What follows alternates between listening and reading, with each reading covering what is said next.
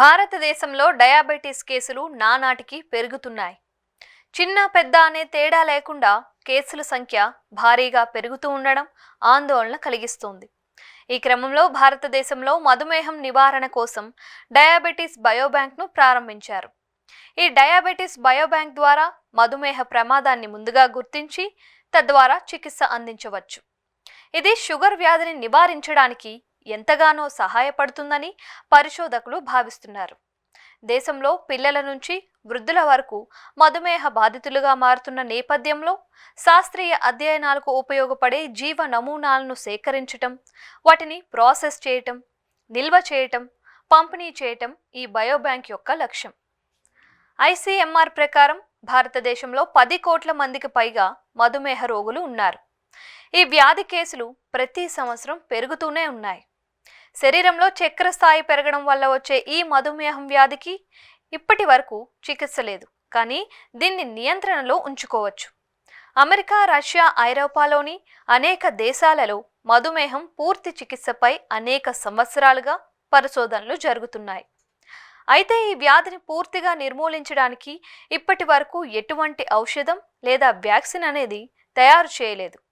శరీరంలో insulin hormone సక్రమంగా పనిచేయక sugar level పెరిగితే మధుమేహం వస్తుందని ఢిల్లీలోని జీటీబీ ఆసుపత్రిలోని మెడిసిన్ విభాగంలో డాక్టర్ అజిత్ కుమార్ వివరించారు.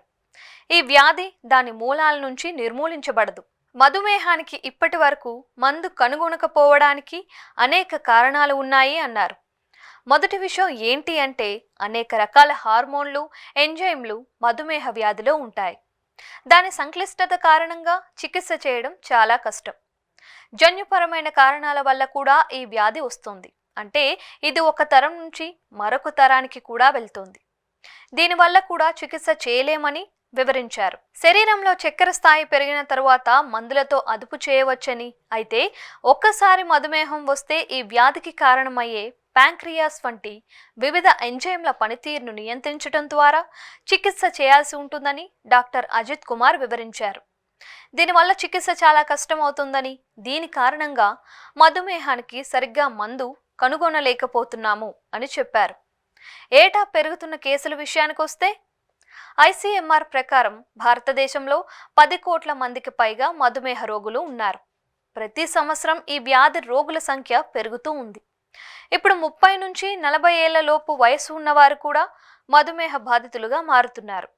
చెడు ఆహారపు అలవాట్లు, చెడిపోయిన జీవన శైలి కారణంగా ప్రజలు ఈ వ్యాధి బారిన పడుతున్నారు. అంటువ్యాధి కానప్పటికీ మధుమేహం వేగంగా వ్యాప్తి చెందుతోంది. మధుమేహంపై పరిశోధన చేయడానికి, దాని చికిత్స, నివారణపై పనిచేయడానికి ఐసీఎంఆర్ దేశంలోని మొట్టమొదటి బయోబ్యాంక్ను చెన్నైలో ప్రారంభించింది. దీని ద్వారా పరిశోధనలు జరుగుతున్నాయి.